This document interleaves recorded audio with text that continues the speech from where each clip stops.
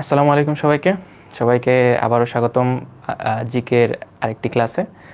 আজকের ক্লাসটা হচ্ছে তোমাদের ধারাবাহিক যে আমরা ক্লাস নিচ্ছি জিকের এই কোর্সের হচ্ছে ধারাবাহিক ক্লাসের মধ্যে লাস্ট ক্লাস। সো এরপরে তোমাদের সাথে আমার আরেকবার দেখা হবে, সেটা হচ্ছে তোমার একদম মেডিকেল ভর্তি পরীক্ষার আগ দিয়ে। সেটাতে আমরা হচ্ছে সাম্প্রতিক বিষয়ে আলোচনা করব এবং এই যে আমাদের রিসেন্ট যে ঘটনাগুলো ঘটলো, তোমার জুলাই আন্দোলন, তারপরে হচ্ছে 24-এর যে গণ অভ্যুত্থান হয়ে গেল, তারপরে হচ্ছে আরও অন্যান্য যে ঘটনাবলী আছে, এই খেলাধুলা এবং স্বাস্থ্য খাত রিলেটেডও যে তোমার সাম্প্রতিকগুলো আছে, এই সব কিছু নিয়ে আমরা আলোচনা করব হচ্ছে ওই ক্লাসটাতে। ওই ক্লাসটা হবে তোমাদের মেডিকেল ভর্তি পরীক্ষার কিছুদিন আগে আর কি। সো ধারাবাহিক ক্লাসের মধ্যে এটাই হচ্ছে আমার সাথে তোমাদের লাস্ট ক্লাস। তো আজকের ক্লাসের টপিকটা হচ্ছে তোমাদের বাংলাদেশের খেলাধুলা ও স্বাস্থ্য খাত। স্ক্রিনে দেখতে পাচ্ছ। তো আমরা সরাসরি পড়াশোনায় আগাই। দেখো, এই যে বাংলাদেশের খেলাধুলা সম্পর্কে আলোচনা করতে গেলে প্রথমে আসবে হচ্ছে তোমার বাংলাদেশের খেলাধুলার যে নিয়ন্ত্রক কমিটি আছে। তো বাংলাদেশের খেলাধুলা সেন্ট্রালি একটা জায়গা থেকে নিয়ন্ত্রণ করা হয়, সেটা হচ্ছে তোমার যুব ও ক্রীড়া বিষয়ক মন্ত্রণালয়। এই মন্ত্রণালয়টা প্রতিষ্ঠা হয় 1972 সালেই। ঠিক আছে, মানে বাংলাদেশের যখন সংবিধান প্রণয়ন হয়, বিভিন্ন মন্ত্রণালয় যে ভাগ করা হয় স্বাধীনতার পরপরই আর কি, তখন কিন্তু এই মন্ত্রণালয়টা গঠিত হয়। এবং এই মন্ত্রণালয়ের বর্তমান তো কোনো মন্ত্রী নাই। আমরা জানি কিছুদিন আগে তোমাদের হচ্ছে আমাদের সবার প্রিয় শেখ হাসিনার পতন ঘটছে। পতনের পরে আমাদের হচ্ছে নতুন অন্তর্বর্তীকালীন সরকার প্রতিষ্ঠা হয়েছে। অন্তর্বর্তীকালীন সরকারের প্রধান হচ্ছে, তোমরা স্ক্রিনে দেখতে পাচ্ছ, ইনার নাম হচ্ছে ডক্টর মোহাম্মদ ইউনুস। ডক্টর মোহাম্মদ ইউনুসের দুই পাশে দুজনকে দেখতে পাচ্ছ, দেখো তো চেনা চেনা লাগে কিনা? হ্যাঁ, এরা হচ্ছে তোমার এই 24-এর যে আন্দোলনের নেতৃত্ব দেওয়া কিছু ছাত্র নেতা, তাদের মধ্যে দুইজন, যারা হচ্ছে এই ডক্টর মোহাম্মদ ইউনুসের গঠিত অন্তর্বর্তীকালীন সরকারের উপদেষ্টা মণ্ডলীর সদস্য। তাদের মধ্যে একজন হচ্ছে আসিফ মাহমুদ, একজন হচ্ছে নাহিদ ইসলাম। তো এই যে আসিফ মাহমুদকে দেখতে পাচ্ছ ডক্টর মোহাম্মদ ইউনুসের ডান পাশে, ইনি কিন্তু বর্তমানে হচ্ছে যুব ও ক্রীড়া বিষয়ক মন্ত্রণালয়ের দায়িত্বপ্রাপ্ত একজন উপদেষ্টা। ঠিক আছে, তো আসিফ মাহমুদ হচ্ছে বর্তমান দায়িত্ব পালন করতেছে। সেই সাথে সাথে দেখো, মানে এই মন্ত্রণালয় তো সরাসরি কাজ করবে না, তাই না? মন্ত্রণালয়ের জন্য বিভিন্ন বিভাগ লাগবে। সো বাংলাদেশের জন্য জাতীয় ক্রীড়া পরিষদ আছে একটা, এটাও কিন্তু 1972 সালে গঠন হয়। এই ক্রীড়া পরিষদের চেয়ারম্যানের দায়িত্ব পালন করতেছেন বর্তমানে হচ্ছে আসিফ মাহমুদ। আসিফ মাহমুদের পুরো নাম হচ্ছে আসিফ মাহমুদ সজীব ভুইয়া। তো পুরো নামটাও তোমরা মনে রাখো, কারণ লাগবে। অ্যান্ড তার সংক্ষিপ্ত নামটা হচ্ছে আসিফ মাহমুদ। ওকে, তো এখান থেকে আমরা কি কি জানলাম? জানলাম হচ্ছে যুব ও ক্রীড়া বিষয়ক মন্ত্রণালয়, এটা হচ্ছে বাংলাদেশের হোল খেলাধুলা নিয়ন্ত্রণ করে। এটার বর্তমান দায়িত্বপ্রাপ্ত উপদেষ্টা হচ্ছেন আসিফ মাহমুদ। ওকে, নেক্সটে আসো। এই যে বাংলাদেশের খেলাধুলা শেখানো হয় মানে আসলে যারা হচ্ছে ট্যালেন্ট আছে, মানে যারা ছোটোবেলা থেকে কিছু খেলাধুলায় পারদর্শী, বা আমরা মনে করি যে তারা পারদর্শী, ভবিষ্যতে আগাবে, বা অনেকে বাবা মা ইচ্ছা করে তাদের সন্তানদের হচ্ছে খেলাধুলা শেখানোর জন্য একটা প্রতিষ্ঠানে পাঠায়। সেই প্রতিষ্ঠানটার নাম হচ্ছে তোমার বিকেএসপি। বিকেএসপির ফুল ফর্ম হচ্ছে বাংলাদেশ ক্রীড়া শিক্ষা প্রতিষ্ঠান। এই জিনিসটা তোমার ঢাকার সাভার আছে না, সাভার অঞ্চলের জিরানী এলাকায় অবস্থিত। এই জায়গাতে তোমাদের হচ্ছে যারা বাংলাদেশের বিভিন্ন প্রান্তে যে ভালো মেধা আছে, খেলাধুলা বিষয়ক যে মেধা আছে, তাদেরকে খুঁজে খুঁজে নিয়ে আসা হয়, অন্বেষণ করা হয়। অন্বেষণ করার মাধ্যমে পরবর্তীতে বিকেএসপি ভর্তি করা হয়। এই বিকেএসপির আঞ্চলিক কেন্দ্র আছে কিছু কিছু জায়গায়, দেখো এই যে এই জায়গাগুলো থেকে এবং আশেপাশের অন্যান্য এলাকায় যারা হচ্ছে আগ্রহী আছে, আগ্রহীদেরকে বাছাই করে তাদেরকে হচ্ছে প্রথমে একটা ব্যবহারিক পরীক্ষা, প্লাস হচ্ছে তোমার লিখিত পরীক্ষা। ব্যবহারিক পরীক্ষা বলতে সে যে খেলায় পারদর্শী, তাকে সেই খেলাতেই তোমার হচ্ছে একটা ট্রেনিংয়ের মতো ব্যবস্থা করা হবে। এবং তার পরবর্তীতে একটা তোমার হচ্ছে এক্সাম নেওয়া হবে, তোমার হচ্ছে বাংলা, ইংলিশ, বিজ্ঞান, বা হচ্ছে তার যে খেলাধুলা বিষয়ক যে নলেজ আছে, এগুলো নিয়ে একটা এক্সাম নিবে। এবং তারপর তার মাধ্যমে কিন্তু ক্লাস 7-এ ভর্তি করা হয় এখানে। তো বিকেএসপিতে সাধারণত ক্লাস 7-এ ভর্তি করা হয়। এক্ষেত্রে তোমার হচ্ছে ফুটবল, ক্রিকেট, ভলিবল এইগুলো খেলাধুলা থাকে। অ্যান্ড কিছু কিছু ক্ষেত্রে তোমার হচ্ছে ক্লাস 4-এও ভর্তি করা হয়। সেগুলো কাদের?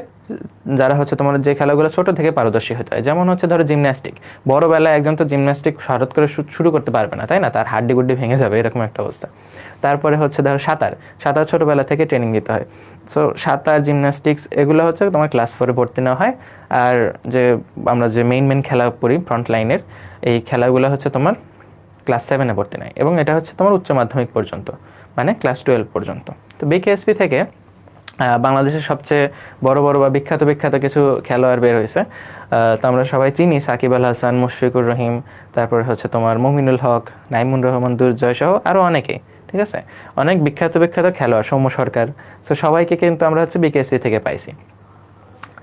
তো বিকেএসপি তে পড়লে সুবিধা কি, বিকেএসপিতে কেন দেয় মানুষ? মানে বিকেএসপি থেকে কিন্তু তোমার হচ্ছে ওই একদম রাজধানীর কাছাকাছি মানুষজন যারা হচ্ছে তোমার বাংলাদেশের ক্রীড়া নিয়ন্ত্রক আছে, তারা সরাসরি মানে অবলোকন করতে পারে, দেখতে পারে কার ট্যালেন্ট কীরকম। তো তাদের পছন্দ হয়ে গেলে পরবর্তীতে তোমার হচ্ছে সিলেকশন বোর্ডের মাধ্যমে কিন্তু তাদেরকে সিলেক্ট করা হয় জাতীয় দলে নেওয়ার জন্য। তার আগে কিন্তু অনেক কাঠখড় পোড়াইতে হয়, তোমার হচ্ছে আন্ডার যে 15, আন্ডার 16, আন্ডার 19 এগুলো খেলতে হয়। তো তার পরবর্তীতে মানুষের ট্যালেন্ট আসলে দেখে তারপরে কিন্তু বাছাই করে। তো এই ছিল হচ্ছে আমাদের বাংলাদেশ ক্রীড়া শিক্ষা প্রতিষ্ঠান বিষয়। এরপরে আসো, আমরা পড়ি হচ্ছে বাংলাদেশের খেলাধুলা পড়তেছি, আর বাংলাদেশের জাতীয় খেলা পড়বো না? বাংলাদেশের জাতীয় খেলা কোনটা? বাংলাদেশের জাতীয় খেলা হচ্ছে তোমার কাবাডি। এত খেলা থাকতে কাবাডির আগের নাম হচ্ছে তোমার হাডুডু। বাংলাদেশের জাতীয় খেলা কাবাডি হওয়ার পিছনে হচ্ছে একটা খুবই একটা হাস্যকর একটা লজিক আছে। সেটা হচ্ছে তোমার ওই ফেসবুকের মাধ্যমে প্রচলিত যে বাংলাদেশের মানুষ কি চায়, একজন আগে যদি যাইতে চায় তাকে কিন্তু পা ধরে টেনে নিয়ে আসে। তো মানুষ নিজেদের ভালো দেখতে পারে না, একজন আরেকজনের ভালো দেখতে পারে না। কেউ যদি আগাইতে চায় তার পা ধরে তাকে টেনে নিয়ে আসে। তো এই জন্যই হচ্ছে বাংলাদেশের জাতীয় খেলা তোমার হচ্ছে কাবাডি বা হাডুডু, যে যাকে পারে পা ধরে টেনে নিয়ে আসবে। তারপরে দেখো বাংলাদেশের জাতীয় কাবাডি খেলা তো বাংলাদেশের জাতীয় খেলা, বাট বাংলাদেশের যে জাতীয় কাবাডি দল আছে তার কিন্তু অর্জনের খাতায় খুব বেশি অর্জন নাই। তার ভিতর কিছু উল্লেখযোগ্য অর্জন হচ্ছে তোমার 1980 সালে হচ্ছে এশিয়ান কাবাডি চ্যাম্পিয়নশিপ, এটাতে হচ্ছে রানার্স আপ হয়েছিল, এটাই সর্বোচ্চ অর্জন। তারপরে দেখো 1985 সালে আবারও রানার্স আপ, অ্যান্ড ফাইনালি 2006 সালে হচ্ছে এশিয়ান গেমস যেটা হয়েছিল, এখানে কিন্তু ব্রোঞ্জ পদক পাইছে। তো এই ছিল হচ্ছে বাংলাদেশের জাতীয় কাবাডি দলের কিছু অর্জন। এখন পর্যন্ত চ্যাম্পিয়ন হইতে পারে নাই, তারা নিজেদের মধ্যেই পা টানাটানি করতে ব্যস্ত। এরপর আসা হচ্ছে বাংলাদেশের সবচেয়ে পপুলার খেলা হচ্ছে তোমার ক্রিকেট। তো বাংলাদেশের ক্রিকেট নিয়ন্ত্রক সংস্থার নাম হচ্ছে বিসিবি বা বাংলাদেশ ক্রিকেট বোর্ড। তো এর আগে নাম ছিল হচ্ছে তোমার Bangladesh cricket control board, but পরবর্তীতে নাম চেঞ্জ করা হয়েছে, যে বাংলাদেশ ক্রিকেট বোর্ড দেওয়া হয়েছে। এবং বিসিবির সাবেক যে তোমার সভাপতি বা প্রধান ছিলেন তার নাম হচ্ছে নাজমুল হোসেন পাপন। তিনি কিন্তু বর্তমানে নাই, তিনি ওই হাসিনা সরকারের একজন খুবই ঘনিষ্ঠ লোক ছিল, এবং তার কারণেই তিনি ক্ষমতা বলেই বারবার প্রধান হইতো, বাট এখন কিন্তু নাই। সো এই জিনিসটা এখন আমরা পড়বো না, স্কিপ করে যাব। তারপরে দেখো এই বিসিবির প্রতিষ্ঠা হয়েছে কিন্তু তোমার সেই 1972 সালে। এখন বিসিবি প্রতিষ্ঠা হয়েছে ঠিক আছে, এখন বাংলাদেশকে তো তোমার আন্তর্জাতিক স্বীকৃতি দিতে হবে। তো বাংলাদেশ তো ক্রিকেট দলে খেলাধুলায় অংশগ্রহণ করবে। তো বাংলাদেশের যদি বিশ্বের সব দেশের সাথে কম্পিট করতে চায়, তো সর্বপ্রথম কি লাগবে? সর্বপ্রথম লাগবে হচ্ছে আমার আইসিসির সদস্যপদ। আইসিসি মানে ইন্টারন্যাশনাল ক্রিকেট কাউন্সিল। তো আইসিসির সদস্য পদের জন্য বাংলাদেশ অনেক ট্রাই করতে থাকে, অ্যান্ড ফাইনালি পূর্ণ সদস্য পদ পায় কিন্তু তোমার হচ্ছে 1997 সালে। তো এখানে দেখতে পাচ্ছ 1997 সালে হচ্ছে বাংলাদেশ আইসিসির সদস্যপদ লাভ করে, এটা হচ্ছে পূর্ণ সদস্যপদ। তার আগেও আইসিসির সদস্যপদ পেয়েছিল, সেটা হচ্ছে তোমার সহযোগী সদস্যপদ 1977 সালে পাইছিল। এবং তার পরবর্তীতে কিন্তু বাংলাদেশের বিভিন্ন ধরনের তোমার ঘরোয়া ম্যাচগুলো খেলতে থাকে, অ্যান্ড ইন্টারন্যাশনালি রিকগনাইজড যে ম্যাচগুলো খেলে এগুলো হচ্ছে পরবর্তীতে মানে তোমার ওয়ানডে যে মর্যাদা পায় তার পরবর্তীতে। সো ওয়ানডে মর্যাদা হচ্ছে বাংলাদেশ সর্বপ্রথম ক্রিকেটে পায়। ক্রিকেটের 3টা ফরম্যাট, ওয়ানডে, টেস্ট এবং হচ্ছে টি20।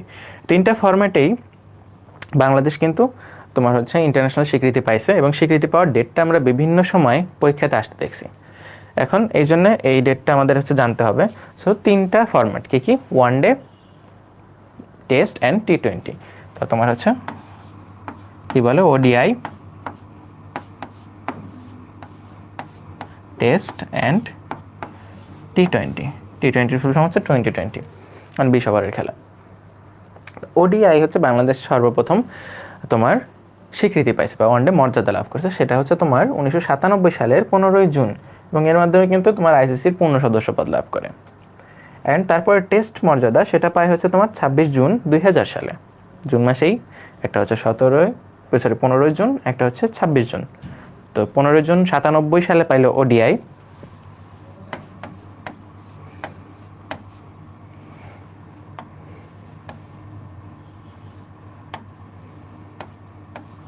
এবং হচ্ছে 2000 সালে পাইলো হচ্ছে টেস্ট, অ্যান্ড T20 মর্যাদা পায় বাংলাদেশ ক্রিকেট দল সর্বশেষ, সেটা হচ্ছে তোমার 2006 সালে। ওকে, তো 2006 সালের, সরি 2006 কেন, 2000 সালের 2000 সালের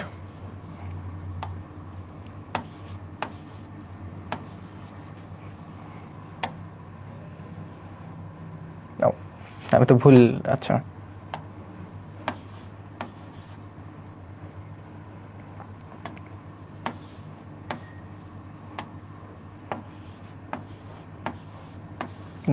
সালে। ওকে, তো ঠিকই লিখছিলাম, একটু ভুল হয়ে গেছে, দেখো এখানে লেখা আছে। সো বাংলাদেশ ওয়ানডে মর্যাদা লাভ করে 1997-এ, টেস্ট 2000, অ্যান্ড T20 হয়েছে 2006।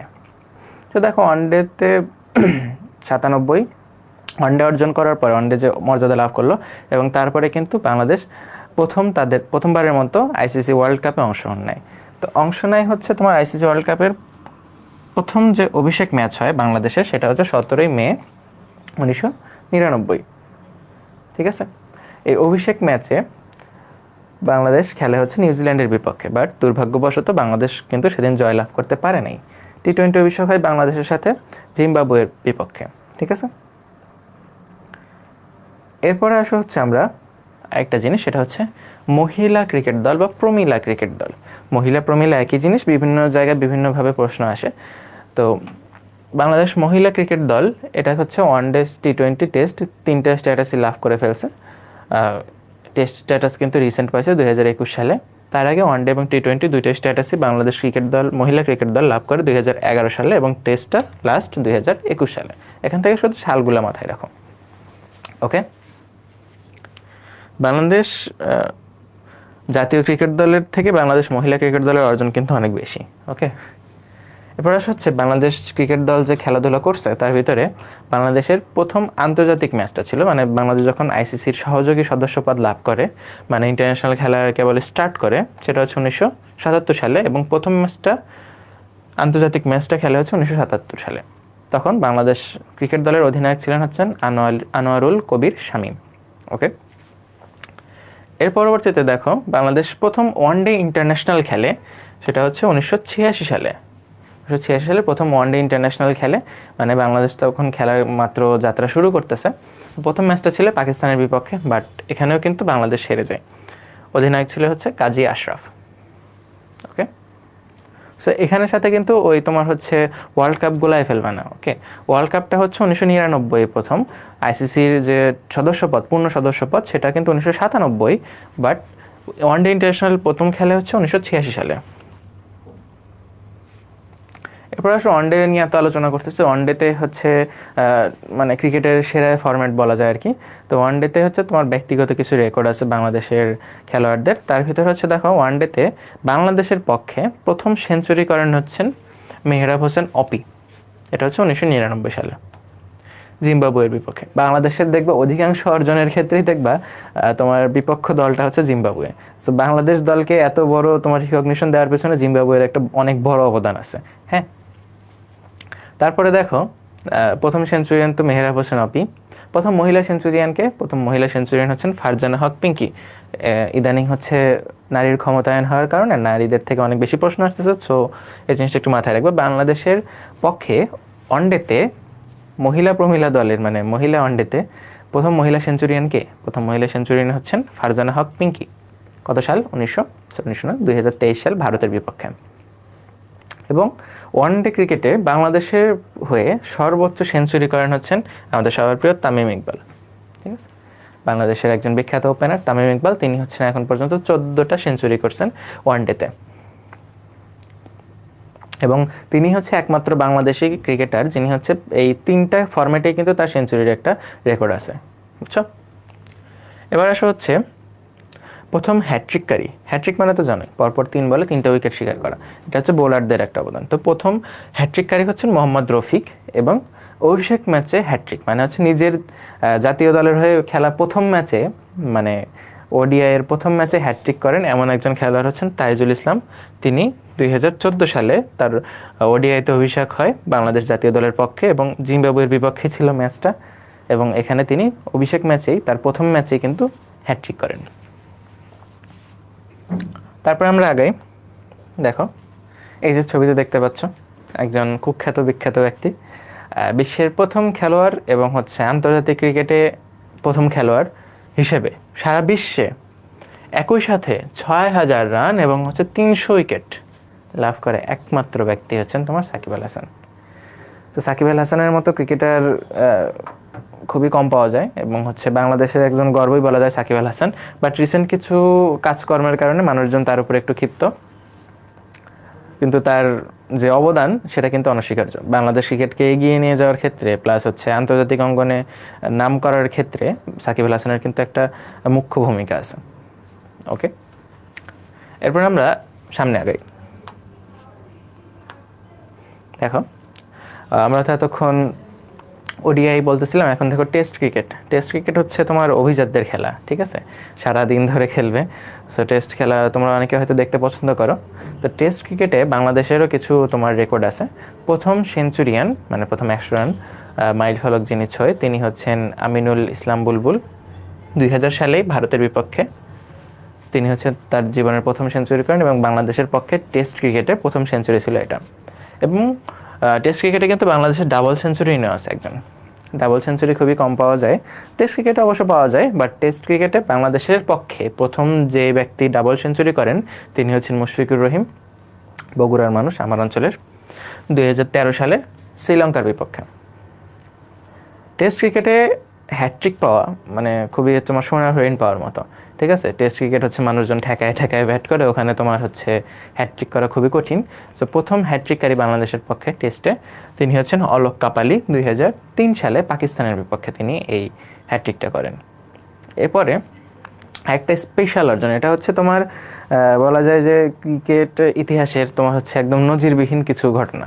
তার ভিতরে হচ্ছে একই টেস্টে হ্যাটট্রিকও করছেন প্লাস সেঞ্চুরিও করছেন এমন একজন ক্রিকেটার আছে, তার নাম হচ্ছেন সোহাগ গাজী। 2013 সালে নিউজিল্যান্ডের বিপক্ষে তাও এই রেকর্ডটা তিনি করেন। মানে একই টেস্ট ম্যাচে তিনি হচ্ছেন হ্যাটট্রিকও করছেন প্লাস সেঞ্চুরিও করছেন, দুইটা অর্জন একসাথে। এটা একটা রেকর্ড বলা যায়। বাংলাদেশের একমাত্র ব্যক্তি তিনি, এরকম বাংলাদেশ থেকে কেউ আর করতে পারেনি।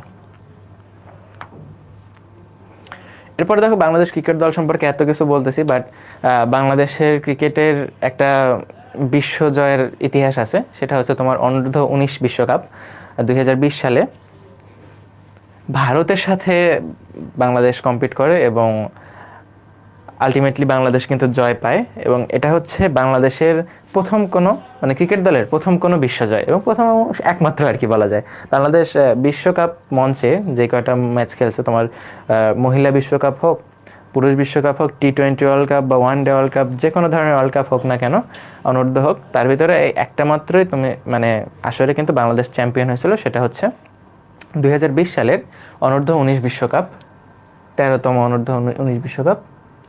এবং এটাতে ম্যাচ ছিল ভারত বনাম বাংলাদেশ। এবং আমরা জানি ভারত এবং পাকিস্তানের বর্তমান যারা হচ্ছে তোমার জাতীয় দলে খেলতেছে, তাদের অধিকাংশই কিন্তু এই আসর থেকে উঠে আসা, ঠিক আছে। এই অনূর্ধ্ব 19 বিশ্বকাপ 2020 সালের অধিকাংশ খেলোয়াড়ই কিন্তু বর্তমানে বাংলাদেশের জাতীয় দল হোক এবং হচ্ছে তোমার ভারতের জাতীয় দল, দুই জায়গাতে কিন্তু খুব ভালোভাবে পারফরমেন্স করতেছে। সো এই ম্যাচে ম্যান অফ দ্য ফাইনাল ছিলেন হচ্ছেন বাংলাদেশের পক্ষে যিনি ক্যাপ্টেন ছিলেন, আকবর আলী, তিনি। এবং দেখো এখানে তুমি দেখতে পাচ্ছ তামিম আছে, তারপর তৌহিদ হৃদয় আছে, প্লাস অনেকেই যাদেরকে তুমি দেখতেছো, অধিকাংশ মানুষই কিন্তু বর্তমান বাংলাদেশ জাতীয় দলের হয়ে খেলতেছে। সেটাই ছিল বাংলাদেশের একমাত্র বিশ্বজয়ের ইতিহাস, মানে ক্রিকেটে আর কি। ফুটবলে কিন্তু আবার হচ্ছে বাংলাদেশ নারী দল খুবই ভালো পারফরমেন্স করছে, সেটা সম্পর্কে আমরা একটু পরে আসতেছি। দেখো এবার আসি ক্রিকেট শেষ করে আমরা ফুটবলে পা দিই। ফুটবল পায়েরই খেলা, আমরা ফুটবলে পা দিয়ে শুরু করি। বাংলাদেশের ফুটবলের নিয়ন্ত্রক সংস্থা হচ্ছে তোমার বাফুফে বা বাংলাদেশ ফুটবল ফেডারেশন। ইন্টারন্যাশনালি কোনটা নিয়ন্ত্রণ করে? ইন্টারন্যাশনাল নিয়ন্ত্রণ করে হচ্ছে তোমার FIFA, federation of international football association. Okay, তো বাফুফে প্রতিষ্ঠা হয় 1972 সালেই। মানে বাংলাদেশ ক্রিকেট এবং ফুটবল, কাবাডি সবগুলোতেই কিন্তু বাংলাদেশ প্রতিষ্ঠার পরপরই কিন্তু এই খেলাধুলা নিয়ে কাজ করা হয়।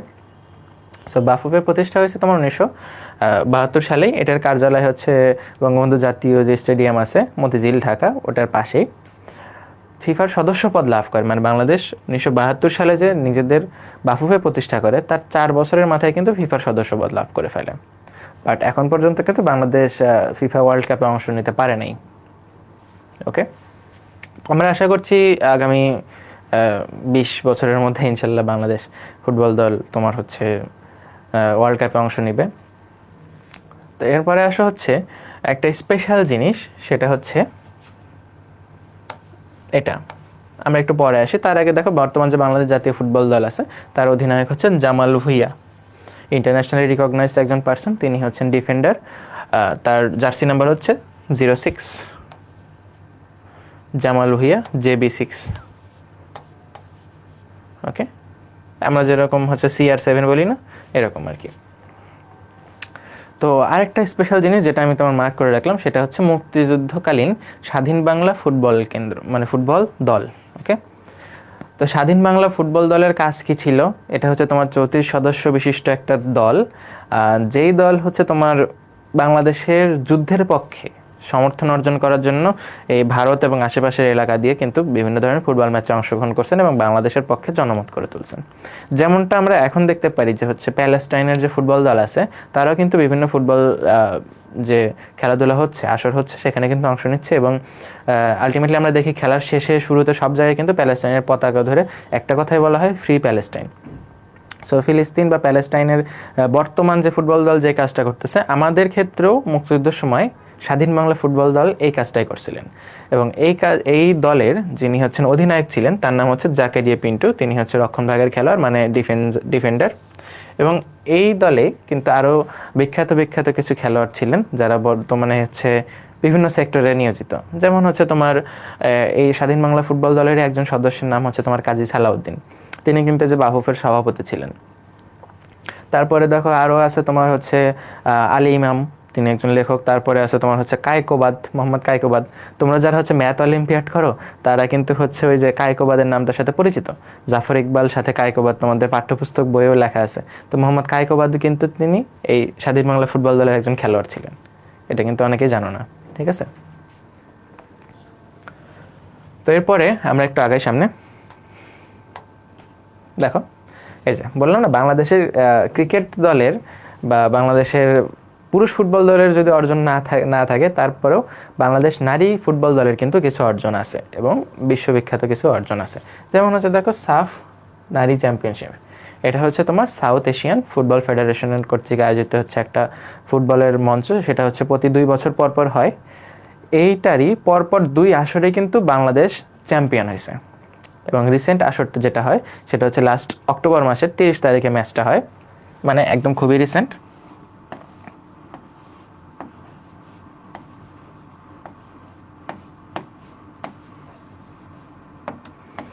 অক্টোবর 2024 এই ম্যাচটা হয়। মানে তাদের স্বাগতিক দল, মানে যে দেশে খেলাটা হয়েছে নেপালে, কাঠমান্ডুতে। এবং নেপালি হচ্ছে স্বাগতিক দল, নেপালের সাথেই বাংলাদেশ ফাইনাল ম্যাচ খেলছে এবং বাংলাদেশ নারী ফুটবল দল এই ম্যাচে 2-1 গোলে জয়লাভ করে। ঠিক আছে, এবং এটা ছিল বাংলাদেশের দ্বিতীয় সাফ চ্যাম্পিয়নশিপ। এর আগে কি ছিল? এর আগে মানে জাস্ট এর আগের আসরটা মানে 2022-এর আসরেও কিন্তু বাংলাদেশ জয়লাভ করছে। 2022-এও সেই নেপালের বিপক্ষেই খেলছিলেন এবং হচ্ছে 3-1 গোলে বাংলাদেশ জয়লাভ করছিল। এবার হচ্ছে 2-1-এ। তো বাংলাদেশ এবারের দ্বিতীয়বারের মতো কিন্তু সাফ চ্যাম্পিয়নশিপ অর্জন করে, ওখানে দেখো লেখা আছে। এবং এই ম্যাচে তোমার মানে এই পুরো আসরে আর কি সেরা খেলোয়াড় হয় হচ্ছে তোমার,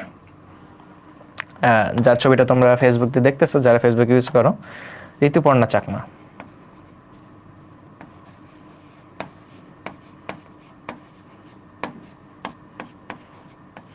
ঋতুপর্ণা চাকমা হচ্ছে সেরা খেলোয়াড় এই আসনের। এবং এই আসরের সেরা গোলরক্ষক হচ্ছে তোমার রূপনা চাকমা।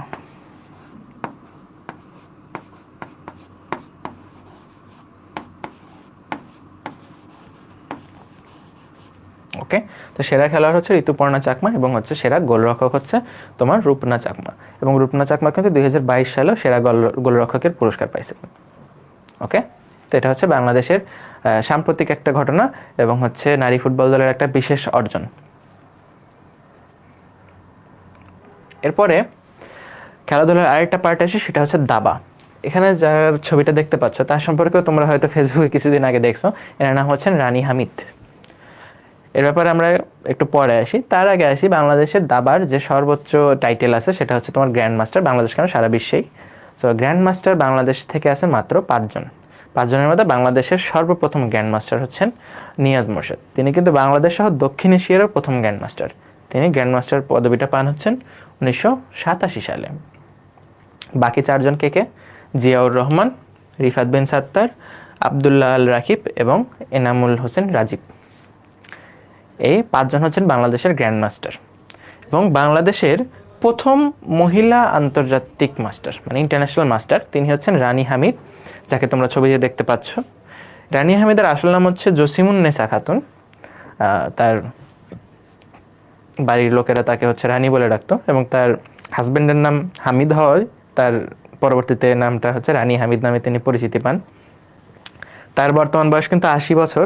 80 বছর বয়সেও তিনি কিন্তু রিসেন্ট এই যে কিছুদিন আগে তোমার হচ্ছে সেপ্টেম্বর বা অক্টোবরের দিকেই তোমার হাঙ্গেরির বুদাপেস্টে ইন্টারন্যাশনাল যে দাবার অলিম্পিয়াড হয় সেখানে কিন্তু তিনি অংশগ্রহণ করছিলেন, এবং বাংলাদেশের যারা পার্টিসিপেট করছিলেন এখান থেকে তাদের মধ্যে কিন্তু সবচেয়ে ভালো পারফরমেন্স তিনিই করেন। ঠিক আছে, তাহলে তার সম্পর্কে আমরা একটু জানলাম, এবং এটা হচ্ছে গুরুত্বপূর্ণ একটা তোমার সাম্প্রতিক তথ্য, তোমরা একটু নোট করে রাখো। এরপরে দেখো আরেকটা জিনিস আছে, ফিদে মাস্টার। এটা হচ্ছে তোমার দাবারি যে হচ্ছে গ্র্যান্ড মাস্টার একদম উপরে ধাপ, ফিদে মাস্টার হচ্ছে নিচের দিকে, এরকম কয়েকটা ধাপ আছে। তো বাংলাদেশের সর্বকনিষ্ঠ যিনি হচ্ছে ফিদে মাস্টার তার নাম হচ্ছে ফাহাদ রহমান। তার বয়স হচ্ছে 10 বছর বয়সে তিনি হচ্ছেন এই ফিদে মাস্টার যে খ্যাতি এটা লাভ করেন, এবং তিনিও কিন্তু এই যে লাস্ট তোমার হাঙ্গেরির বুদাপেস্টে যে অলিম্পিয়াড হলো সেখানে অংশ নিয়েছিলেন, বাট তিনি কিন্তু মানে হেরে যায় আর কি। তার গ্র্যান্ড মাস্টার হওয়ার অনেক চান্স ছিল, বাট ইনশাল্লাহ আমরা আশা করি তিনিও পরবর্তীতে গ্র্যান্ড মাস্টার হয়ে যাবেন। এরপর আসো কিছু উল্লেখযোগ্য ব্যক্তিবর্গ, মানে খেলাধুলার সাথে রিলেটেড কিছু উল্লেখযোগ্য ব্যক্তিবর্গ। যেমন তোমার হচ্ছে এখানে প্রথমে যখন আমি 2জনের নাম লিখছি, একজন হচ্ছেন ব্রজেন দাস, একজন হচ্ছেন আরতি সাহা। ওকে, এরা কিন্তু হচ্ছে বাংলাদেশি নন, কারণ তারা হচ্ছে বাংলাদেশ সৃষ্টির আগেই তাদের অর্জনগুলো লাভ করছেন। তারা হচ্ছে বাঙালি, মানে তারা হচ্ছে ভারতের মধ্যে ছিলেন, মানে পশ্চিমবঙ্গ বা বাংলাদেশের যে পাকিস্তানের পক্ষে। তারা কিন্তু হচ্ছে তোমার ভাষাগত দিক থেকে বাঙালি, এই জন্য আমরা পড়তেছি, বাট বাংলাদেশি নয়। তাদের মধ্যে দেখো ব্রজেন দাস এবং হচ্ছে আরতি সাহা, এরা 2জনই হচ্ছেন ইংলিশ চ্যানেল অতিক্রমকারী প্রথম বাঙালি। এখন প্রশ্ন আসতে পারে, ভাইয়া ইংলিশ চ্যানেল কী জিনিস?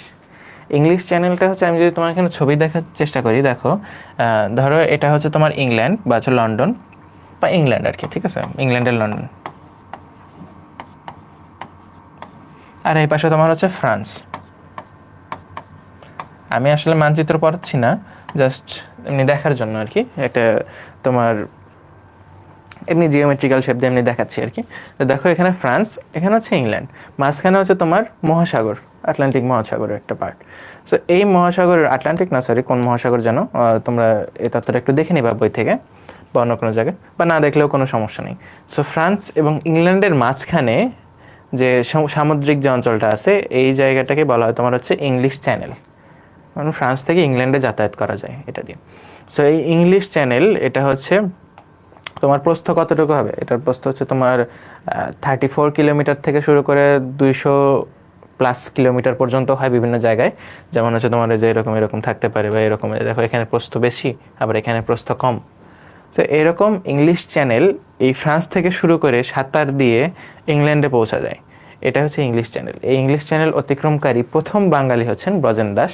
তিনি হচ্ছেন সাঁতারু, ঠিক আছে, সাঁতরিয়ে কিন্তু পার করছেন, এবং তিনি একবার নয়, তিনি মোট 6বার কিন্তু এই ইংলিশ চ্যানেল পার করেন।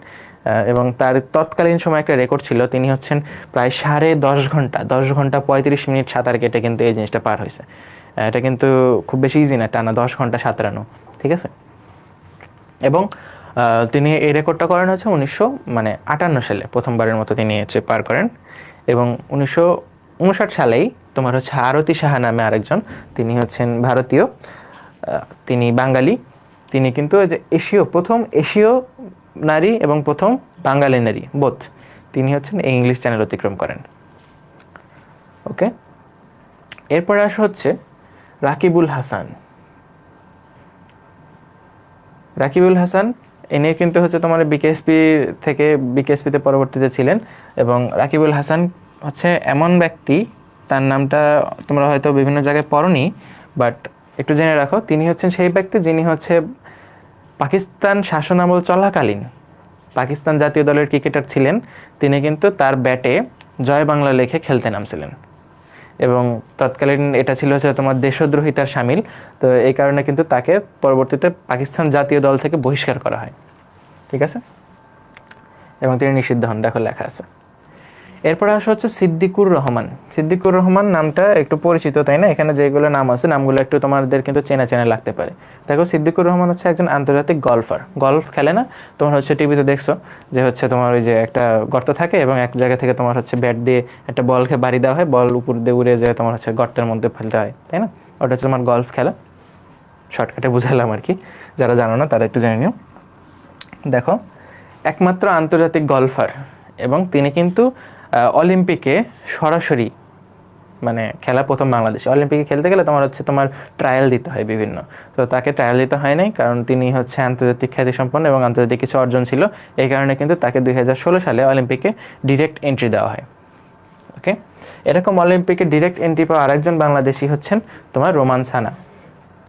রোমান সানা হচ্ছে আর্চারি। আর্চারি মানে হচ্ছে তোমার যে ধনুক, ঠিক আছে? তো আর্চারিতে তিনিও 2019 সালে ব্রোঞ্জ পদক পান, এবং এই কারণে দেখা যায় তাকে অলিম্পিকে ডিরেক্ট এন্ট্রি দেওয়া হয়। মানে বাংলাদেশি সেকেন্ড পার্সন তিনি, যাকে অলিম্পিকে ডিরেক্ট এন্ট্রি দেওয়া হয়। এটা কত সালে? 2021 সালে। তারপরে দেখো, জাফর আলম, ইনি হচ্ছেন বাংলাদেশের একমাত্র সার্ফার। সার্ফিং হচ্ছে একটা তোমার অন্যরকম খেলা, যেটা বাংলাদেশে আসলে অপ্রচলিত। তোমার হচ্ছে যে সমুদ্রের ঢেউয়ের সাথে সাথে যে হচ্ছে একটা তুমি মানে বোর্ড নিয়ে সেটাতে তোমার হচ্ছে সার্ফ করা হয়, এটা হচ্ছে তোমার সার্ফিং। তো এই বাংলাদেশে একজন বিখ্যাত সার্ফারের নাম হচ্ছে তোমার জাফর আলম, এবং সার্ফিং নিয়ে কিন্তু রিসেন্ট একটা মুভি হয়েছিল, তোমার হচ্ছে শরীফুল রাজের নডরাই নামে একটা মুভি ছিল। এটা কিন্তু সার্ফিং নিয়ে একটা মুভি ছিল। ওকে, এরপরে আমরা হচ্ছে খেলাধুলার পার্টটা আপাতত ইতিহাসের যে পার্টটুকু আছে ওইটুকু আমরা শেষ করলাম, ঠিক আছে? এবার আসলে আমরা পড়বো হচ্ছে স্বাস্থ্য খাত সম্পর্কে। খুবই ছোট্ট একটা পড়া, কারণ স্বাস্থ্যখাত থেকে যে প্রশ্নগুলো আসে আমরা দেখছি সবই তোমার হচ্ছে সাম্প্রতিক রিলেটেড। তো সাম্প্রতিক বিষয় তো আমি তোমাদের আরেকটা ক্লাস নিবই, সো এই কারণে কিন্তু আমরা অত বেশি পড়বো না। স্বাস্থ্যখাত রিলেটেড কিছু তথ্য পড়বো যেগুলো হচ্ছে সার্বজনীন প্রশ্ন আসে, আমরা দেখি। তো এইগুলো দেখো, ইপিআই থেকে কিন্তু রিসেন্ট এই বছরের প্রশ্ন আসছে। প্রশ্নটা ছিল ইপিআই অন্তর্ভুক্ত সর্বশেষ টিকা কোনটা? সর্বশেষ টিকা কিন্তু এই যেটা তোমার লিখে দিছে নিচে, দেখছো? জরায়ুমুখ ক্যান্সারের জন্য এইচপিভি, হিউম্যান প্যাপিলোমা ভাইরাসের জন্য যে টিকাটা দেওয়া হয়, যে ভ্যাকসিনটা দেওয়া হয়, সেটা হচ্ছে তোমার ইপিআই মানে এক্সপ্যান্ডেড প্রোগ্রাম অন ইমিউনাইজেশন। এটার অন্তর্ভুক্ত লাস্ট যে টিকা সেটা। এখন দেখো, ইপিআই হচ্ছে কি জিনিস? ইপিআই হচ্ছে WHO মানে ওয়ার্ল্ড হেলথ অর্গানাইজেশন কর্তৃক পরিচালিত একটা টিকাদান কর্মসূচি। এখানে মানুষের বাচ্চা জন্মগ্রহণ করার পর থেকে একটা টাইম দেওয়া হয়, এবং এই টাইমের মধ্যে কিন্তু এই যে এই টিকার যে শিডিউলগুলো আছে, এই শিডিউল টিকাগুলো কিন্তু তোমার হচ্ছে এই যে বাচ্চাদেরকে দিয়ে দেওয়া হয়। এইটারই যে হচ্ছে তোমার একটা বিশ্বব্যাপী কর্মসূচি, সেটার নাম হচ্ছে ইপিআই, যেটার ফুল ফর্ম হচ্ছে এক্সপ্যান্ডেড প্রোগ্রাম অন ইমিউনাইজেশন। এই জিনিসটা চালু হয় বাংলাদেশে 7ই এপ্রিল 1979 সালে, এবং এখান থেকে প্রশ্ন আসে, দেখো কয়টা রোগের টিকা দেওয়া হয়? 10টা রোগের জন্য মোট 6টা প্রতিষেধক টিকা দেওয়া হয়, এবং লাস্ট কিন্তু আরেকটা জিনিস অ্যাড করা হয়েছে। ওকে, তো 10টা রোগ কি কি? 10টা রোগ দেখো এখানে লেখা আছে। দেখো, যক্ষা, এটা হচ্ছে 1, দেখো ডিপথেরিয়া 2, হুপিং কাশি 3, টিটানাস 4, 5, 6, তারপরে এই যে 7, 8, 9, 10। ধনুষ্টঙ্কারটা টিটেনাসি, ঠিক আছে? এটা একটু আলাদা করে লিখছি আমি, হামরুবেলা, ঠিক আছে? এই যে তোমার 8, 9, 10। সো দেখো, এই 10টা রোগের জন্য তোমার হচ্ছে টিকা দেওয়া হচ্ছে কয়টা? 6টা। কি কি? বিসিজি, যক্ষার জন্য বিসিজি টিকা দেওয়া হয়। এই যে ডিপথেরিয়া, হুপিং কাশি, টিটানাস, হেপাটাইটিস বি, হিমোফিলাস ইনফ্লুয়েঞ্জি, এটার জন্য দেওয়া হয় তোমার পেন্টাভ্যালেন্ট ভ্যাকসিন। এটা সম্পর্কে কিন্তু তোমাদের অণুজীব চ্যাপ্টারে লেখা আছে। তারপরে দেখো পোলিওমাইলাইটিসের জন্য দেওয়া হয় ওপিভি বা আইপিভি, মানে তোমার পোলিও ভ্যাকসিন যেটা। তারপর হচ্ছে নিউমোকক্কাল নিউমোনিয়াতে দেওয়া হয় তোমার পিসিভি। হ্যামরুবেলাতে দেওয়া হয় এমআর। ধনুষ্টঙ্কারের জন্য টিটেনাস দেওয়া হয়, বাট এটা কিন্তু এটার ভিতরে তোমার ইনক্লুডেড পেন্টাভ্যালেন্টের মধ্যে। এবং সর্বশেষ যেটা সেটা হচ্ছে তোমার জরায়ুমুখ ক্যান্সার, সেটার জন্য দেওয়া হয় তোমার এইচপিভি বা হিউম্যান প্যাপিলোমা ভাইরাসের জন্য যে ভ্যাকসিন, হিউম্যান প্যাপিলোমা ভ্যাকসিন। ওকে, তাহলে 10টা রোগের জন্য টোটাল 6টা প্রতিষেধক টিকা দেওয়া হচ্ছে। আমার মনে হয় এই জিনিসটা না দিয়ে তোমার হচ্ছে এই যে এটাই হচ্ছে 10 নম্বরে করা উচিত, ঠিক আছে? 10 আর এটা সহ তোমার 6। ওকে, এরকমই তোমার কাউন্টটা আসলে কোথাও লাগে না, বাট এই যে এই সংখ্যাটা তোমার লাগবে একটু, রোগের নামগুলো তোমার লাগবে না, বাট এই যে কোন রোগে কোন টিকা দেওয়া হয় সেটা কিন্তু একটু ইম্পর্টেন্ট। যেমন এই যে যক্ষার জন্য যে বিসিজি টিকা দেওয়া হয়, এটা কিন্তু প্রশ্ন আসতে দেখছি আমরা। লাস্ট যে প্রশ্ন আসছে সেটা হচ্ছে তোমার এইচপিভি। পেন্টাভ্যালেন্ট সম্পর্কে তোমাদের বইয়ে আলোচনা করা আছে। ওকে, এখান থেকে দেখো তোমার হচ্ছে যখন মেডিকেল আসবা তোমাদের একটা গুরুত্বপূর্ণ তথ্য দেই।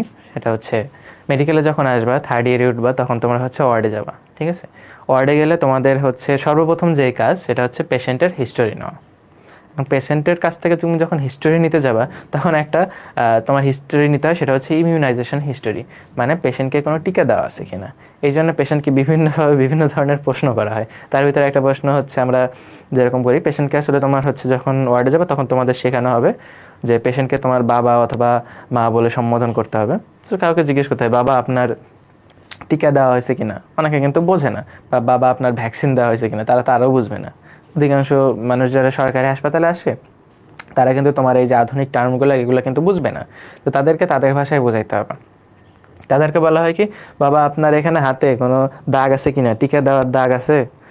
তিনি যদি বলে যে হ্যাঁ আছে, বা তিনি দেখাবে যে নাই, যদি না থাকে তাহলে বুঝবা তার হচ্ছে এই যে ইমিউনাইজেশন করা হয় নাই প্রপারলি। বিসিজি টিকা দেওয়া হলে দেখবো তোমাদের হাতের বাম পাশে যে যে এটা কিন্তু ইন্টারমাস্কুলার টিকা। ইন্টারমাস্কুলার টিকা দেওয়া হয় কোন মাসেলে? এটা হচ্ছে তোমার এই যে এখানে হাতটা যদি এরকম করো, তোমার হচ্ছে দেখায় হাতটা যখন এরকম করবে, দেখবে এখানকার একটা মাসেল কিন্তু শক্ত হয়ে গেছে, এবং এটার শেপটা হচ্ছে তোমার এই যে এরকম, ঠিক আছে? এই জিনিসটা কার মতো? উল্টানো নাশপাতির মতো, তাই না? তোমাদের হচ্ছে আজমল স্যারের ভাষায় উল্টানো নাশপাতির মতো, মানে এই জিনিসটা হচ্ছে ডেল্টার মতো, ঠিক আছে? আমরা যে ডেল্টা সাইন ইউজ করি না, যেরকম, তো উল্টানো ডেল্টার মতো, তাই না? সো এই মাসেলটার নাম হচ্ছে ডেল্টয়েড পেশি। সো এই ডেল্টয়েড মাসেলে কিন্তু তোমার হচ্ছে এই ইন্টারমাস্কুলার টিকাগুলো দেওয়া হয়। সো বিসিজি টিকা যে আছে তোমাদের দেওয়া হয়েছে কিনা তোমরাও চেক করে নিতে পারো। তোমাদের বাম পাশে দেখবা যে হাতটা যখন তুলবে, দেখবে এখানে একটা টিকার মার্ক আছে। যদি থাকে তাহলে বুঝবা তোমাদের হচ্ছে ইমিউনাইজেশন করা হয়েছে ঠিকঠাক। ওকে,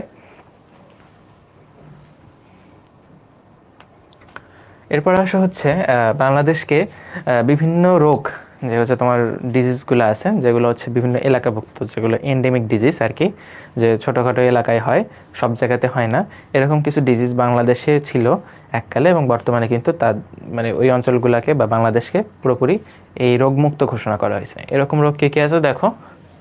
জল বসন্ত রোগ ছিল। এই রোগটা কিন্তু 1977 সালে বাংলাদেশকে জল বসন্ত মুক্ত ঘোষণা করা হয়েছে। পোলিও মুক্ত ঘোষণা করা হয়েছে 2014 সালে। অ্যান্ড কালাজ্বর নির্মূলকারী, কালাজ্বর যেটাকে তোমার লিশমেনিয়াসিস বলা হয়, ওগুলো সম্পর্কে জানতে হবে না। দেখো, কালাজ্বর নির্মূলকারী প্রথম দেশ হিসেবে WHO কর্তৃক স্বীকৃতি পায় বাংলাদেশ। এটা কত সালে? এটা হচ্ছে একদম রিসেন্ট, দেখো 2023 সালের 31শে অক্টোবর। এবং এটা কিন্তু তোমার ওই যে রিসেন্ট মেডিকেলের প্রশ্ন আসছিল, কালাজ্বর নির্মূলকারী প্রথম দেশ হিসেবে WHO কর্তৃক বাংলাদেশ স্বীকৃতি পায় কবে? সেটাও কিন্তু একটা সাম্প্রতিক তথ্য। এরপরে দেখো আরেকটা জিনিস, সেটা হচ্ছে খাবার স্যালাইনের আবিষ্কারক। খাবার স্যালাইন কখন ইউজ করা হয়? ডায়রিয়া যখন হয়, বা হচ্ছে তোমার পাতলা পায়খানা এরকম যখন রোগ হয়, যখন তোমার শরীর থেকে বেশি পরিমাণে ফ্লুইড বা পানি বের হয়ে যায়, তখন কি তুমি নর্মাল পানি খাবা? না, তোমার ফ্লুইড গেলে শুধু শুধু ফ্লুইড যায় নাই, ফ্লুইডের সাথে কি গেছে? কিছু ইলেকট্রোলাইট চলে গেছে, তোমার শরীরের যে লবণ ছিল এগুলো চলে গেছে। এখন তোমার শরীর থেকে যখন লবণ যাবে, লবণ গেলে কি হয়? লবণ কি হয় আমরা জানি না। লবণ হচ্ছে পানি ধরে রাখে। ছোটোবেলায় বা পড়ছো না যে তুমি যদি লবণ খোলা অবস্থায় রেখে দাও, দেখবা ভিতরে পানি, যেমন লবণ গলে গেছে, তার মানে লবণ হচ্ছে পানিকে আকর্ষণ করে। সো শরীর থেকে তোমার লবণ চলে গেছে, তার মানে কি তোমার শরীরে পানি থাকবে? তোমার শরীরে তো পানি থাকবে না। পানি না থাকলে কি হবে? কোষগুলা কি হবে? কোষগুলা সংকুচিত হতে থাকবে, শ্রিঙ্কেজ করবে, তাই না? ঘনত্ব বেড়ে যাবে, তখন তোমার প্রস্রাব ঠিক মতো হবে না, রক্তের ঘনত্ব তোমার বেড়ে যাবে, ঠিক আছে, রক্ত থেকে পানি চলে গেছে, ঘনত্ব বেড়ে যাবে। তো সব দিকেই সমস্যা। এই কারণে কী করতে হবে, তোমার ইলেকট্রোলাইট সহ পানি দিতে হবে। এই ইলেকট্রোলাইট সহ যে পানি দেওয়া হয় এটাই কিন্তু তোমার হচ্ছে স্যালাইন। সো বাংলাদেশের যে খাবার স্যালাইন আমরা যেটা পড়ি, ওরাল রিহাইড্রেশন স্যালাইন, ওরাল মানে হচ্ছে মুখ, তো মুখ দিয়ে যে স্যালাইনটা খাওয়া হয় সেটা হচ্ছে ওআরএস বা ওরাল রিহাইড্রেশন স্যালাইন। এই ওআরএস এর আবিষ্কারক কিন্তু বাংলাদেশ, ঠিক আছে। বাংলাদেশের এই যে একটা প্রতিষ্ঠান নাম হচ্ছে আইসিডিডিআরবি, এই প্রতিষ্ঠানটা তোমরা অনেকেই দেখছো করোনাকালীন সময়ে যে একজন মহিলা প্রত্যেক দিন হচ্ছে একটা প্রেস ব্রিফিংয়ে বসে কিন্তু জানাইছে বাংলাদেশের কয়জন আক্রান্ত, কয়জন সুস্থ, কয়জন মারা গেছে। এই জিনিসটা যেখান থেকে করা হতো সেটাই তোমার হচ্ছে আইসিডিডিআরবি, যেটার ফুল ফর্ম হচ্ছে international centre for diarrhoeal disease research Bangladesh, বিতে হচ্ছে বাংলাদেশ। তো আইসিডিডিআরবি কিন্তু ওআরএস এর আবিষ্কারক, এবং এটা কিন্তু পরবর্তীতে বিশ্বব্যাপী এটা চলমান, ঠিক আছে। বাংলাদেশে মেডিকেল বিশ্ববিদ্যালয় আছে কয়টা? বাংলাদেশে মেডিকেল বিশ্ববিদ্যালয় আছে 5টা। মেডিকেল কলেজ কিন্তু অনেকগুলো আছে, 37টা মতো, বাট মেডিকেল বিশ্ববিদ্যালয় 5টা। মেডিকেল বিশ্ববিদ্যালয়গুলোর কাজ কি? আমরা যে হচ্ছে তোমার পরীক্ষা দেই, এগুলো কিন্তু তোমার হচ্ছে মেডিকেল বিশ্ববিদ্যালয়ের আন্ডারে পরীক্ষা হয়। যেমন রাজশাহী মেডিকেল বিশ্ববিদ্যালয় আছে, ঢাকাতে হচ্ছে তোমার বঙ্গবন্ধু শেখ মুজিব মেডিকেল বিশ্ববিদ্যালয় আছে।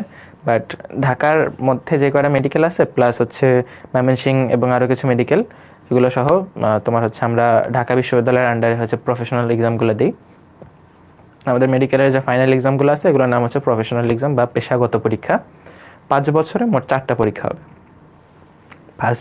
ফার্স্ট ফেজটা হচ্ছে তোমার ফার্স্ট প্রপটা হয় 1.5 বছরে, লাস্ট প্রপটা 1.5 বছরে, মাঝখানে 2টা 1 বছর। এই 5 বছরে তোমরা 4টা প্রফ দিবা অ্যান্ড 1 বছর ইন্টার্নি করবা, তারপরে তোমরা লাইসেন্স নিয়ে যে কোনো জায়গায় ডাক্তারি করে বেড়াবা। ওকে। বাংলাদেশে পরমাণু চিকিৎসা কেন্দ্র আছে হচ্ছে 15টা। পরমাণু চিকিৎসা কেন্দ্রের কাজ কি? তোমার হচ্ছে যে রেডিও অ্যাক্টিভ মলিকুল নিয়ে যেসব তোমার হচ্ছে আমরা এক্সরে করি না, এটা তো রেডিও অ্যাক্টিভ, তারপরে হচ্ছে তোমার গামা রে, প্লাস হচ্ছে তোমার কেমোথেরাপি, প্লাস আরও যে রেডিওথেরাপি, এই চিকিৎসাগুলো যেখানে হয় সেগুলো হচ্ছে তোমার পরমাণু চিকিৎসা কেন্দ্র। এরকম পরমাণু চিকিৎসা কেন্দ্র আছে 15টা। তারপরে দেখো কমিউনিটি ক্লিনিক। বাংলাদেশে কমিউনিটি ক্লিনিকের সংখ্যা 14,200টা। কমিউনিটি ক্লিনিক তোমাদের এলাকাতেও আছে, তোমাদের গ্রামে প্রত্যেক কয়েকটা গ্রাম মিলে কিন্তু এই কমিউনিটি ক্লিনিক প্রতিষ্ঠা হয়েছে।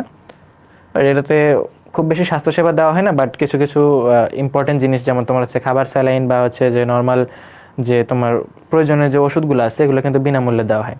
এবং এখান থেকে কিন্তু পরিবার পরিকল্পনার রিলেটেড যেসব ওষুধপত্র আছে এগুলো কিন্তু বিনামূল্যে প্রোভাইড করা হয়। তো এই জিনিসটা কিন্তু বাংলাদেশব্যাপী খুব গুরুত্বপূর্ণ অবদান রাখতেছে। তারপরে দেখো WHO কর্তৃক দক্ষিণ পূর্ব এশিয়ার হেলদি সিটি বলা হয় তোমার হচ্ছে চট্টগ্রামকে, অ্যান্ড তার সাথে আর একটা তথ্য জেনে রাখো, সেটা হচ্ছে ক্লিন সিটি, সেটা বলা হয় কিন্তু রাজশাহীকে। রাজশাহী কিন্তু অনেক পরিষ্কার পরিচ্ছন্ন একটা এলাকা, ঠিক আছে। এরপরে আসো হচ্ছে টেস্ট টিউব বেবি সম্পর্কে একটা আলোচনা করি। টেস্ট টিউব বেবি কী জিনিস? এটা হচ্ছে তোমার বন্ধ্যাত্ব চিকিৎসা, মানে কোনো কারণে তোমার হচ্ছে বাবার স্পার্মটা তোমার হচ্ছে মাতার যে ইয়েতে আছে, তোমার সার্ভিক্স যে আছে, সার্ভিক্সে পৌঁছাচ্ছে না, বা কোনো কারণে তোমার হচ্ছে মাতার ডিম্বাণুটা তোমার ঠিকঠাক মতো তোমার কাছে আসতেছে না, বা দুজনের মধ্যে জাইগোট ফর্ম হচ্ছে না। এই কারণে কি হয়, দুইজনের থেকে, একজনের থেকে স্পার্ম, একজনের থেকে হচ্ছে তোমার ওভাম, দুইটা নিয়ে বাইরে একটা টেস্ট টিউবের মধ্যে তোমার হচ্ছে মিলানো হয়, এবং এটাকে বলা হয় তোমার ইনভিট্রো ফার্টিলাইজেশন, ঠিক আছে। ভিট্রো মানে হচ্ছে কাচ, আর ভিভো মানে হচ্ছে বডি, তাই না? এই দুটো তোমরা অবশ্য পড়ে আসছো। একটা আছে তোমার ইনভিট্রো, একটা আছে তোমার ইনভিভো। ইনভিট্রো মানে হচ্ছে কাচের ভিতরে বা বাইরে, বডির বাইরে, আর ইনভিভো মানে বডির ভিতরে। তো টেস্ট টিউব বেবি যেটা, এটা কিন্তু একটা ইনভিট্রো ফার্টিলাইজেশন পদ্ধতি, মানে ফার্টিলাইজেশন করা হবে কোথায়? বাইরে, বডির বাইরে। ফাদারের থেকে স্পার্ম নেওয়া হবে এবং মাদারের থেকে ওভাম নেওয়া হবে, দুইটা টেস্ট টিউবের মাধ্যমে তোমার হচ্ছে দুইটা মিল করায় ফার্টিলাইজেশন করার পরে যে তোমার এটা হবে, তোমার যে জাইগোটটা হবে, এটা কিন্তু পরবর্তীতে মায়ের জরায়ুতে ইমপ্ল্যান্ট করে দেওয়া হয়। এটা হচ্ছে তোমার টেস্ট টিউব বেবি। এই টেস্ট টিউব বেবি বাংলাদেশে সর্বপ্রথম করা হয় হচ্ছে 2001 সালের 30 মে তারিখে, এবং এই যে তোমার মায়ের নাম হচ্ছে ফিরোজা বেগম, তিনি তিনটা কন্যা সন্তানের জন্ম দেয়। তাদের নাম হচ্ছেন হীরা, মণি, মুক্তা। কে জন্ম দেয়? মাতার নাম হচ্ছে ফিরোজা বেগম। এটা কোথায় হয়? একটা ঢাকার বেসরকারি হাসপাতাল, নামটা হচ্ছে সেন্ট্রাল হাসপাতালে। তত্ত্বাবধানে ছিল হচ্ছেন ডাক্তার ফাতেমা পারভিন। এখানে ছবিতে দেখতে পাচ্ছ এই 3 বাচ্চার ছবি। ওকে, এরপর আসে হচ্ছে হিমায়িত ভ্রূণ শিশু। হিমায়িত ভ্রূণ শিশু মানে হচ্ছে ভ্রূণ যে গঠন করা হইলো টেস্ট টিউবে, এই ভ্রূণ মানে আস্তে আস্তে ভ্রূণটাকে কিন্তু একদম ফ্রিজ করে রাখা হবে, ফ্রিজ করে রাখা হবে অনেকদিন। তারপরে যখন মায়ের একটা সুস্থ পর্যায়ে চলে আসবে, যখন মানে মা উপযুক্ত হবে, সন্তান ধারণের জন্য উপযুক্ত হবে, তখন কিন্তু তার জরায়ুতে এটা ইমপ্ল্যান্ট করে দেওয়া হবে। এই জিনিসটা বাংলাদেশে প্রথম করা হয় 2008 সালে 19 সেপ্টেম্বর। 19 সেপ্টেম্বর বাংলাদেশে 2008 সালে করা হয়। এটা হচ্ছে ভ্রূণ শিশুর নামটা দেওয়া হয় অপ্সরা। এই যে ছবিতে দেখতে পাচ্ছ আসলে অপ্সরীর মতো দেখতে। এটা হচ্ছে মডার্ন হাসপাতাল, ঢাকার মডার্ন হাসপাতালে করা হয়। এই দেখো ভ্রূণটা হিমায়িত করে রাখছিল 4 মাস কিন্তু ভ্রূণটা ফ্রিজ করে রাখা হয়েছিল এবং পরবর্তীতে মায়ের যে জরায়ুটা আছে সেখানে তোমার ইমপ্ল্যান্ট করে দেওয়া হয়েছে। এটা তত্ত্বাবধানে ছিল ডাক্তার রাশিদা বেগম। তারপরে দেখো আমি হচ্ছে টেস্ট টিউব বেবি থেকে আরেকটা তথ্য দিই। এটা তো ছিল বেসরকারি হাসপাতালের ঘটনা, বাট রিসেন্ট সরকারি হাসপাতালেও তোমার এই টেস্ট টিউব বেবির যে প্রচলন এটা কিন্তু শুরু হয়েছে। অ্যান্ড প্রথম যে টেস্ট টিউব বেবি সরকারি হাসপাতালে হয় সেটা কিন্তু ঢাকা মেডিকেল কলেজেই হয়েছে লাস্ট ইয়ারে 2023 সালে। এবং সরকারি মেডিকেলে করলে কী হয়, সরকারি যে আমরা হাসপাতালে করি এটাতে কিন্তু একদম স্বল্প খরচ, একদমই নামমাত্র খরচে করা হয়েছে। টেস্ট টিউব বেবিতে অনেক কস্ট পড়ে, অনেক কস্টলি জিনিসটা, বাট সরকারি খরচে ঢাকা মেডিকেলে কিন্তু 2023 সালে এটা চালু হয়েছে। তো এই ছিল হচ্ছে আজকে তোমাদের সাথে আমার ক্লাস। আমার এটা হচ্ছে এই মেডিকেল কোর্সের তোমাদের ধারাবাহিক ক্লাসের মধ্যে লাস্ট ক্লাস। অ্যান্ড সত্য কথা বলতে এই কোর্সটা ছিল আমারও আর কি প্রথম অনলাইনে আসা, ঠিক আছে। আমি অনলাইনে তোমাদের কোর্সের মাধ্যমে প্রথম পড়ানো শুরু করলাম। অনেক নার্ভাস ছিলাম প্রথম দিকে, হয়তো গুছিয়ে কথা বলতে পারি নাই, বা অনেক তোমার হচ্ছে ঘাটতি ছিল, কমতে ছিল, এগুলো আসলে ক্ষমা সুন্দর দৃষ্টিতে দেখবা। আর আমি হচ্ছে তোমাদের সাথে প্রথম ক্লাস, তোমরা হচ্ছে আমার প্রথম স্টুডেন্টস, হ্যাঁ। তো আমি চাই সবসময় যে তোমরা হচ্ছে ভালো কিছু করো, ইনশাল্লাহ আগামীতে তোমরা চান্স পাও, আমাদের সাথে তোমার গ্র্যান্ড সেলিব্রেশনে দেখা হবে ইনশাল্লাহ। এবং আমার ক্যাম্পাসেই তোমরা হচ্ছে জুনিয়র হয়ে আসো, ইনশাল্লাহ একটা বড়সড় ট্রিট দিব। এই কথা এটা মার্ক করে রাখো জিনিসটা। তো আজকের মতো আমরা হচ্ছে এখানে শেষ করি। তোমাদের সাথে আমার আরেকবার দেখা হবে, সেটা হচ্ছে একদম মেডিকেল কোর্সের আগে। অ্যান্ড আগামীতে একটা লাইভ আছে, মানে জিকে লাইভ, ওটাই হচ্ছে আমার সাথে তোমাদের একদম লাস্ট ইন্টারাকশন। ওকে, তো সবাই ভালো থাকো, ইনশাল্লাহ ভালোভাবে পড়তে থাকো, আর দেখা হবে বিজয়। আসসালামু আলাইকুম।